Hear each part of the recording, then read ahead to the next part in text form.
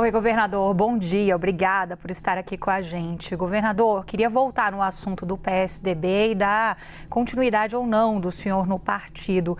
O senhor estava falando sobre a redução de tamanho, é um case histórico do Brasil, já que o PSDB já foi muito grande e hoje é um partido ali que está arrumando para, de fato, ficar o que a gente chama aqui em Brasília na política de partido nanico.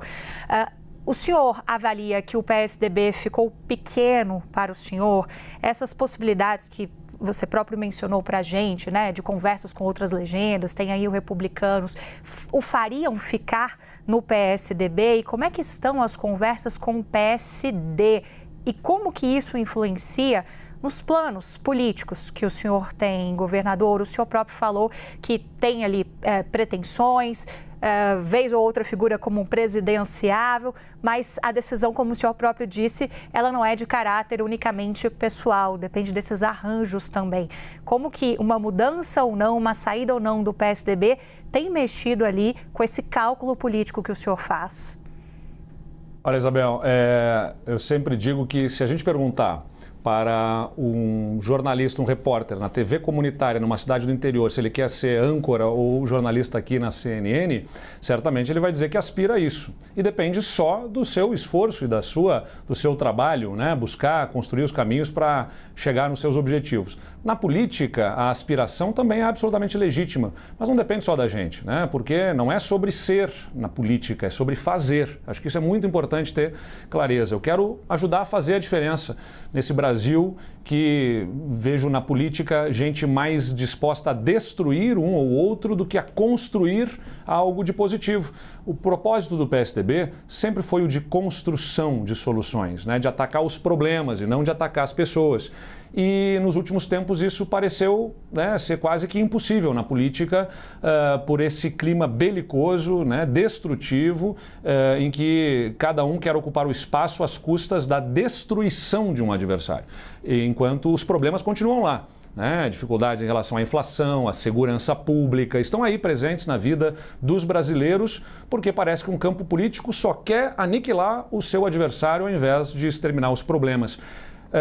Bom, nós temos que saber a vida como ela é, entender que o sistema político eleitoral, que envolve desde o tempo de televisão ao fundo eleitoral, em função do que se restringiu de apoios privados nas campanhas eleitorais, o fundo eleitoral adquire um componente importante para sustentar candidaturas e apoiá-las, e tem que se entender as circunstâncias também, né? O contexto, que perfil melhor será acompanhado pelos brasileiros para liderar uma candidatura alternativa a esta polarização que está aí. Isso tem que ser compreendido e eu tenho absoluta compreensão disso.